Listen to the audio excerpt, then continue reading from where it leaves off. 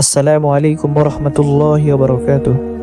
প্রিয় দর্শক, আশা করি সকলেই আল্লাহর দয়ায় সুস্থ আছেন। আজকে আপনাদের সাথে এমন কয়েকটি কথা শেয়ার করব যা আপনাদের ব্যর্থতাকে দূর করবে এবং এতদিন যে ভুল করে নিজেকে অযথা কষ্ট দিয়েছেন সেটিও দূর করতে পারবেন ইনশাআল্লাহ। তাই ভিডিওটি ধৈর্য সহকারে দেখুন এবং বিশেষ কিছু গুরুত্বপূর্ণ কথা থাকছে ভিডিওটির শেষে। শুরুতেই আমি আপনাদেরকে শয়তানের একটা চালাকির কথা বলছি, শুনুন। মনে করুন আপনার অফিসে যেতে দেরি হয়েছে এবং দেরি করার জন্য আপনার বস আপনার উপর রাগ হয়ে আছেন। অফিসে আরো অনেক মানুষ রয়েছে। আপনি এরকম সময় কি করেন? আপনি সকলের নজর এড়িয়ে নিজের টেবিলে গিয়ে বসেন। আপনি তখন সেই মুহূর্তে বসের সাথে দেখা করতে চান না। অথবা মনে করুন আপনি একটা বাজে রিপোর্ট কার্ড নিয়ে বাড়ি ফিরলেন। যখন আপনি ক্লাস 6 বা 7-এ খারাপ রিপোর্ট কার্ড নিয়ে বাসায় আসেন, তখন আপনি চুপি সারে ঘরে ঢুকেন, কোনো সারা শব্দই।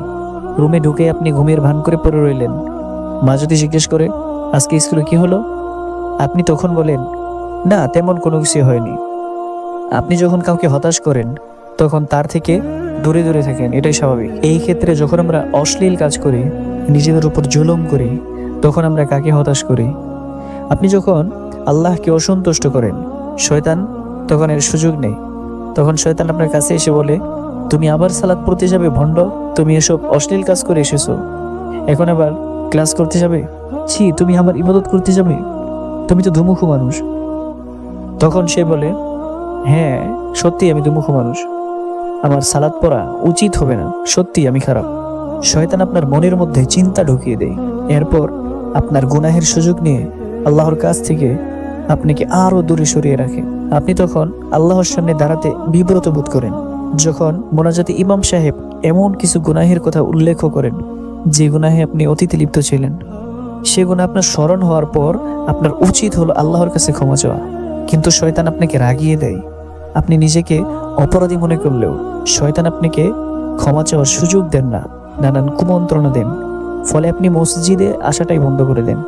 কিন্তু একজন সত্যিকারের মুত্তাকি যখন কোনো ভুল করে তৎক্ষণাৎ সে কি করে? সে আল্লাহকে স্মরণ করে, যাকারুল্লাহ ফাস্তাগফিরু লিযুনুবিহিম, তারপর তারা আল্লাহর কাছে ক্ষমা চেয়ে নেয়। জুনুব শব্দটি দিয়ে পাপ বোঝানো হয়েছে, যা এসেছে জানাব থেকে। জানাব দিয়ে মূলত বোঝানো হয় এমন একটা পাপ যার কারণে আপনি অসম্মানিত বোধ করেন, এমন কোনো কাজ যার কারণে আপনি নিজেকে লজ্জিত বিব্রত মনে করেন। আর তারা আল্লাহর কাছে ক্ষমা প্রার্থনা করে তাদের কৃত লজ্জাজনক কাজ থেকে। ওমাই ইয়াগফিরুয যুনুবা ইল্লাল্লাহ, আল্লাহ ছাড়া আর কে গুনাহ ক্ষমা করতে পারেন? আর আপনি কার কাছে যাবেন, কোথায় যাবেন? আল্লাহ ছাড়া আর কে জানে আপনি আর আমি কি কি ভুল করেছি?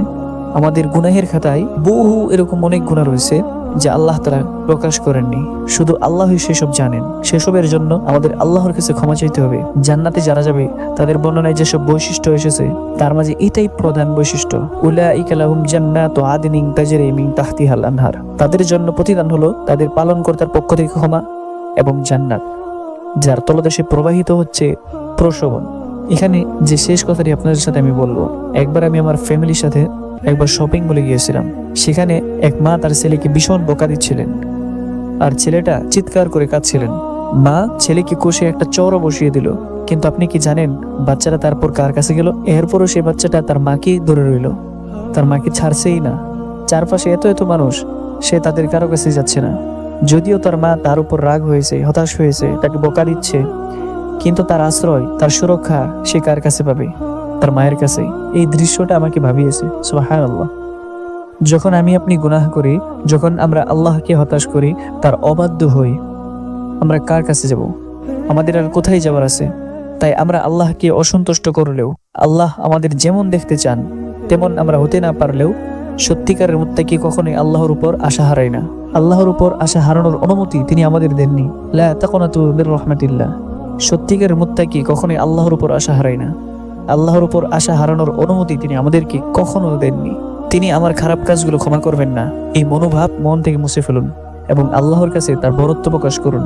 নিজের গুনাহের জন্য নিজেকে ছোট মনে করুন।